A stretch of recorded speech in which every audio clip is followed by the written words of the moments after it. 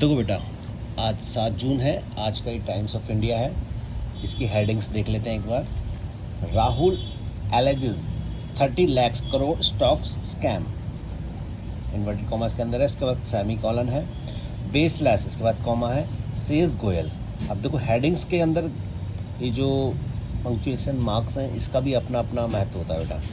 राहुल ने आरोप लगाया है कि 30 लाख करोड़ रुपए का जो स्टॉक घोटाला हुआ है, स्टॉक घोटाला हुआ है जो अभी सेमी कॉलन के बाद, यानी कि ये पोर्शन इस पोर्शन के साथ अटैच है। ये क्या कहना चाहता है कि बेसलेस, सेज गोयल ये हैं बीजेपी के। इन्होंने कहा कि ये बिल्कुल बेसलेस है।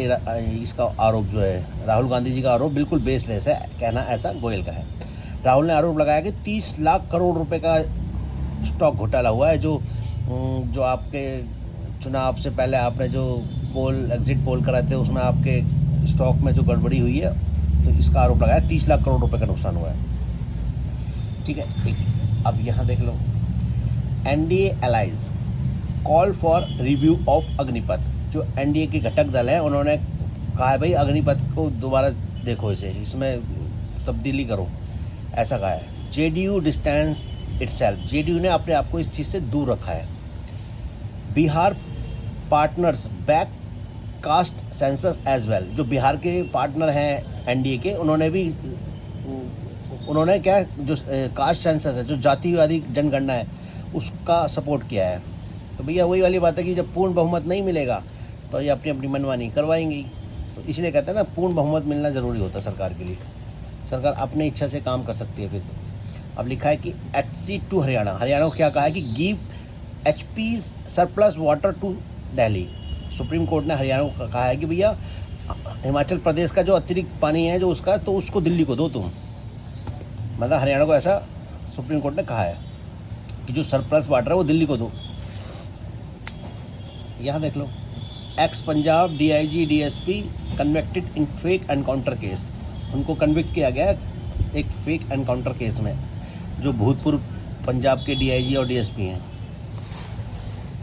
एक यहाँ देखो, Karnataka minister resign over ST fund scam, मतलब रिजाइन कर दिया है।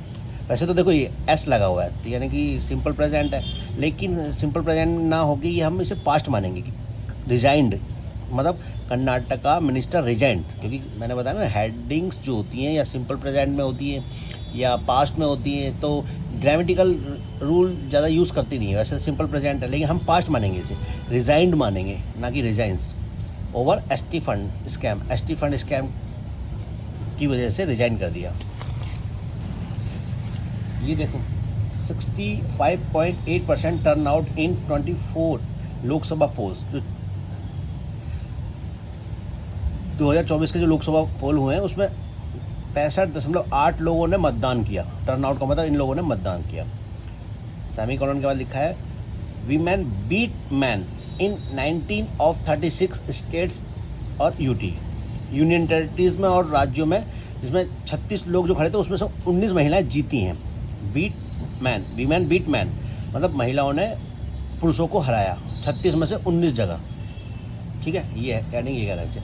ये लिखा है कि Bihar turn out lowest at 56.2%, मतलब सबसे कम वोट जो बिहार में हुई हैं, 56.2% लोगों ने मतदान किया है।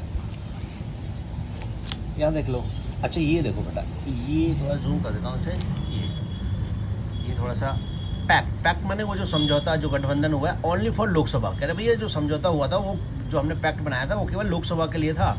कॉलन के बाद लिखा है, आप और कांग्रेस टू पार्ट माना अलग होना। यहाँ टू पार्ट का मतलब अलग होना होता है। पार्ट माने हिस्सा होता है, टू पार्ट माने अलग होना भी होता है। पार्ट वे मतलब अपना अलग कर लेंगे रास्ता इन असेंबली पोल।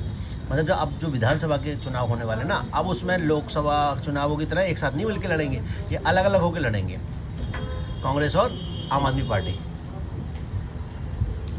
ठीक है, और आगे है